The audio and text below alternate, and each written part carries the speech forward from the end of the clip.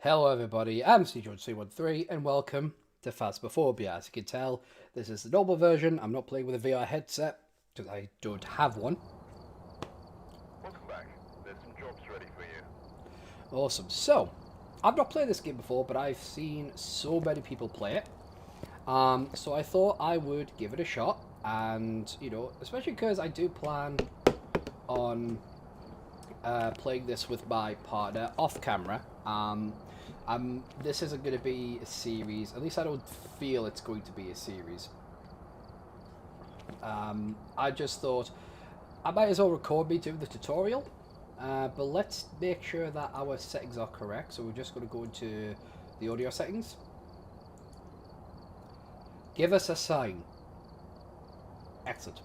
So, if you're not aware of this game, you probably don't actually use YouTube or Twitch. But, assuming that you do, and you somehow haven't heard of this game, which is perfectly fine, this game is based upon the premise of ghost hunters. Basically, there's no combat system or anything like that.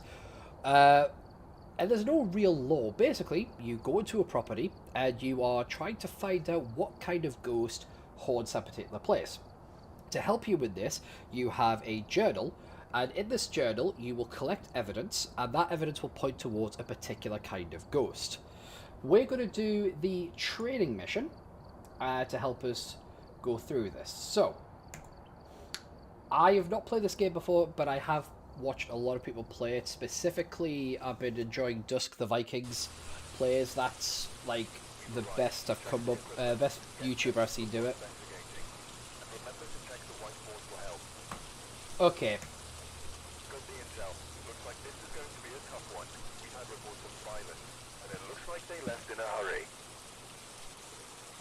Dude, which speakers are you speaking out of? Anyway, so let me explain a couple of things. This is where you're going to want to start. This is the whiteboard which will have your objectives. We found a non-violent ghost that you can use to train your ghost hunting skills. We've already located the ghost in the living room. Head inside and read the slideshow we have set up for you on the TV. Good luck. So, yeah. Now, there's a few things I've noticed here. First and foremost, we have a layout of the actual house. So this is the layout. Here we have Team Sanity. As you can see, my sanity here is 100%. Now, ghosts will attack the lower the sanity is. But we'll come back to that as well. There's a lot of things we're coming back to. Total activity. This measures the activity that's going on in the house. The higher it is, the more active and likely the more violent the ghost is going to be. A 10 means the ghost is in hunting mode. Hunting mode means that the ghost is wanting to kill you. So we have a few pieces of equipment here. We have here a spirit box. A spirit box is basically a kind of like a radio which can scroll through FM and AM frequencies, and the idea is that the ghost can speak using the broadcast that it's picking up. We also here have a EMF reader. An EMF reader is an electromagnetic frequency measure. It measures how active the electromagnetic so how active things are. We'll get to that.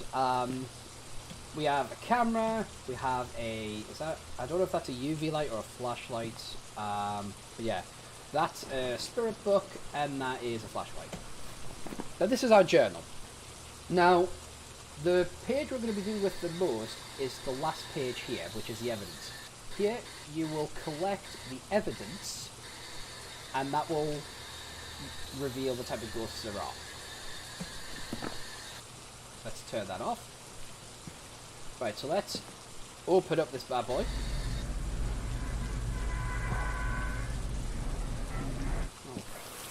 And the reason I don't play horror games, by the way, is because I am a little bitch.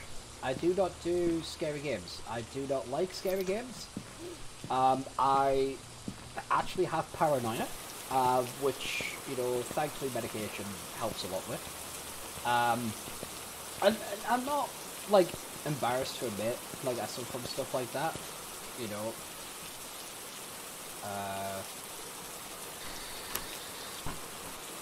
Okay, so can we get some lights in here?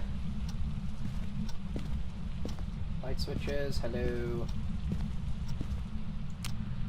Awesome.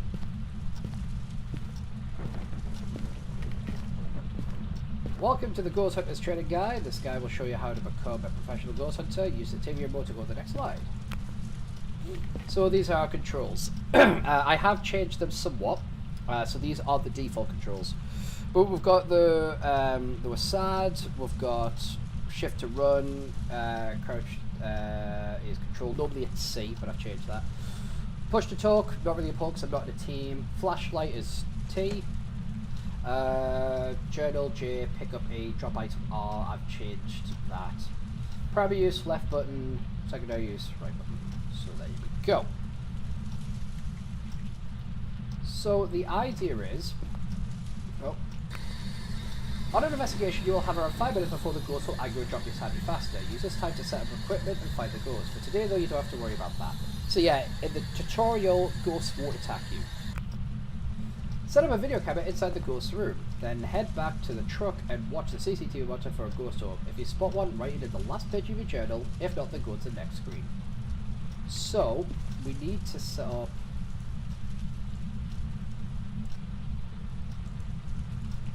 There we go. And let's run on out of here. I'm going to turn the light off. We'll head back to the van and see if we pick up any ghost orbs. So as the tutorial said there, you're not always going to... now have a look here. We had like a level 3 activity while we were there. So the ghost was there, it just wasn't doing much. Right. So this is the night vision mode of the camera. That's if I turn the night vision off, it's nice and dark. If we had other cameras, I could cycle through them using the mouse, so there you can see that. Now,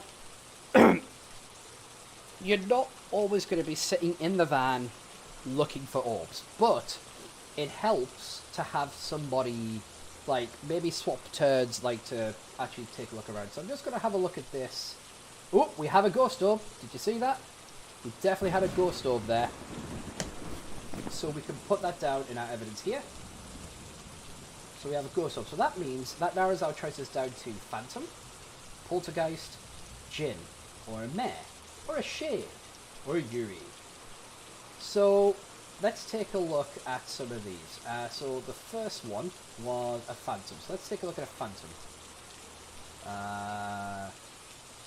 So Hunter Sanity, Phantom. A Phantom is a ghost that can possess the living, most commonly summoned by a Ouija board. It also induces fear in those around it. Unique strength, looking at a Phantom will considerably drop your sanity. Taking a photo of the Phantom will make it temporarily disappear. So if it was a Phantom, we'd expect to get an EMF level 5. So that's when 5 lights come up on the EMF reader. And freezing temperatures. So we should be able to see our breath. If we have a thermometer, we can actually use a thermal gun to take the temperature that way. But in lieu of that, we can use our breath. So let's take a look at other ghosts. It could be a poltergeist. So a poltergeist is... Oop, there it is. One of the most famous ghosts, a poltergeist, also known as a noisy ghost, can manipulate objects around it to spread fear to its victims. A poltergeist can throw huge amounts of objects at once, but a poltergeist is almost ineffective in an empty room. So we'd be looking to find fingerprints and a spirit box reply, if that were the case. So that's fair enough. Next kind it could be is a Jinn. So, Jinns. A Jinn is a territorial ghost that will attack when threatened. It also has been known to be able to travel at significant speed. A Jinn will travel at a faster speed if its victim is far away. Turning off the location's power source will prevent the Jinn from using its ability. So if we turn off, like, the fuse box, you know, it won't be able to do that. We would need a spirit box reply and an EMF level 5 reading. Okay. Next is a mare. Now, mares are evil bastards. A mare is a source of all nightmares, making it most powerful in the dark. A mare will have an increased chance to attack in the dark. Turning the lights on around the mare will lower its chance to attack. We'd expect a spirit box reply and freezing temperatures. So next is a shade. So a shade is known to be a shy ghost. There is evidence that a shade will stop all paranormal activity if there are multiple people nearby. Being shy means the ghost will be hard to find, but the ghost will not enter hunting mode if there is multiple people nearby. So that would expect an EMF level 5 reading and ghost writing. And was it only... yeah, a Yuri is the last one it could be, based on the one piece of evidence we have so far. A Yuri is a ghost that has returned to the physical world, usually for the purpose of revenge or hatred. Yuris have been known to have stronger effect on people's sanity, and smudging the Yuri's room will cause it not to wander around the location for a long time, so we'd expect ghost writing and freezing temperatures. So there's a few things that we'd be looking for. Now, obviously I've been in this room a long time, so my sanity is perfectly fine. The next thing we need to do is try to get some kind of reading. Can I take? Yes. So I'm going to take the ghost book with me. So, we have orbs. Now, we want to get some kind of response here. Now I'm going to try the EMF first.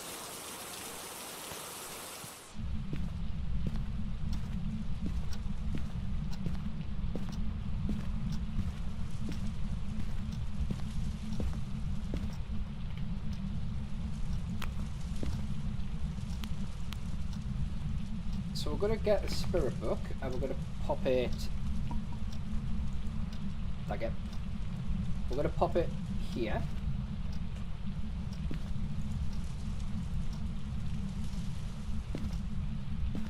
Where's a good vantage point for the book?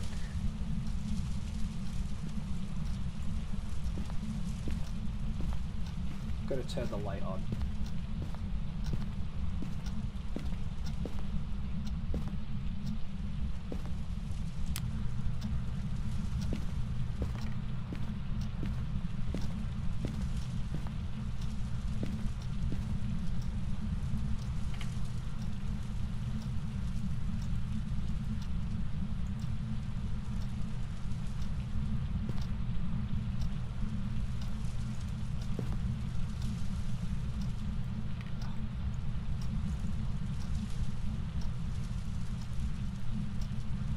Hopefully that's going to be...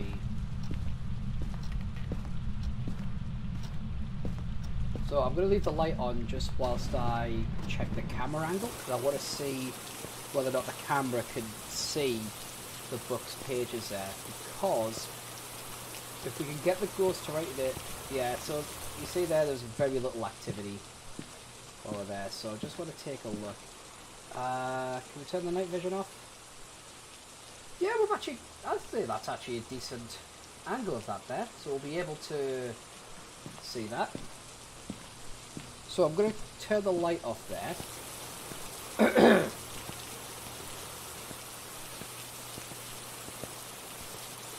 So I'm going to check for any writing before I leave to turn the light off.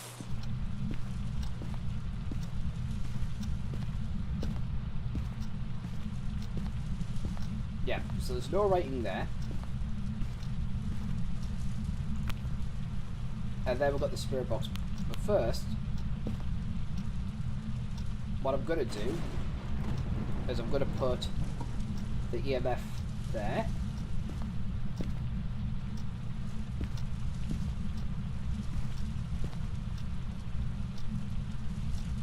Right, so grab the spirit box in the truck, enter the ghost room with the lights out, ask the ghost questions with your voice, try where are you, or I will do if the spirit responds back with a voice and write it in the last page of your journal, if not go back to the next screen.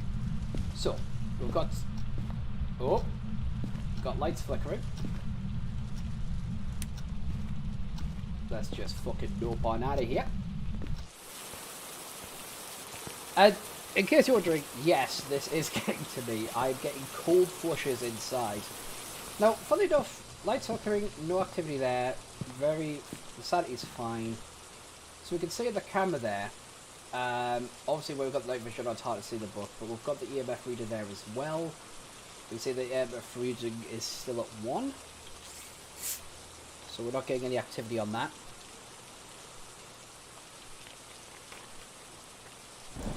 Now the other thing we're going to be looking for are fingerprints. Now, is this a flashlight? Yeah, it's a flashlight. Is that a UV light? Yeah. So with a UV light, you can use this to find fingerprints. So, fingerprints will appear Like on windows, on light switches, that kind of thing.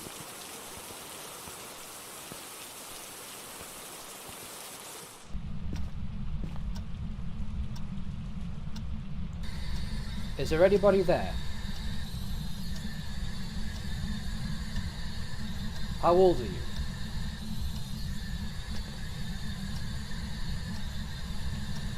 Are you friendly?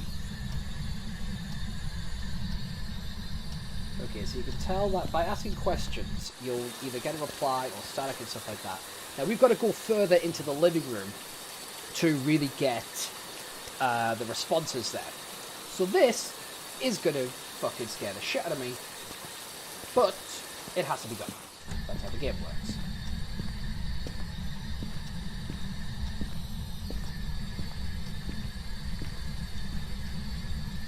Is it...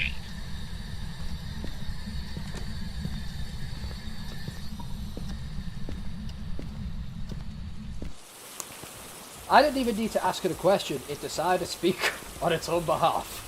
So we have Ghost Box response. Now look at this.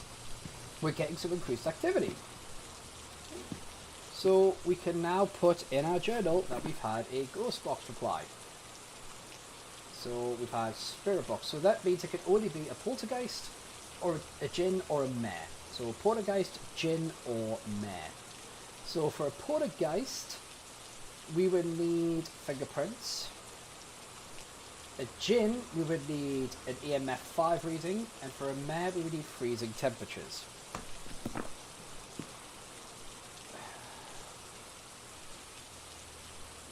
The book's on the floor. Not the book on the... Where's the EMF reader?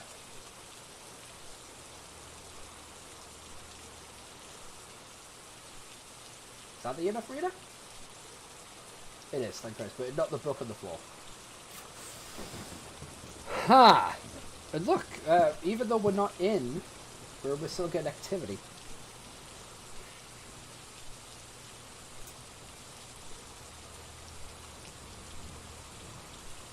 What the hell is going on in that house?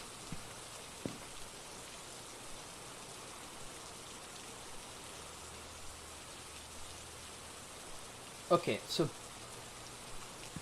we've got the EMF. Now the EMF has done fuck all. It's rated to go back down to 1. But there was this activity when we weren't there. Let's have a look. So,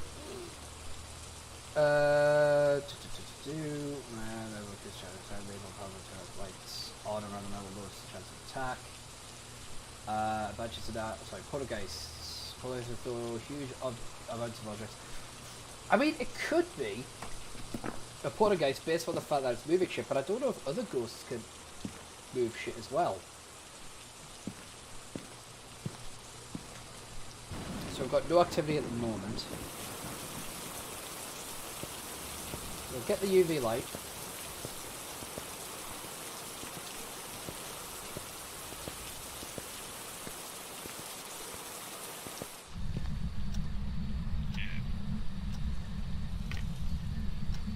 Hello?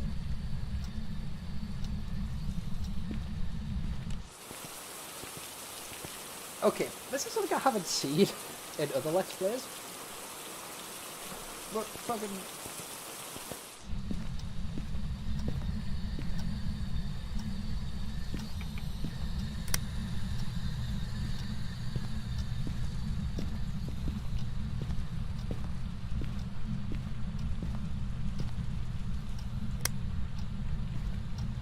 There's no writing in the book.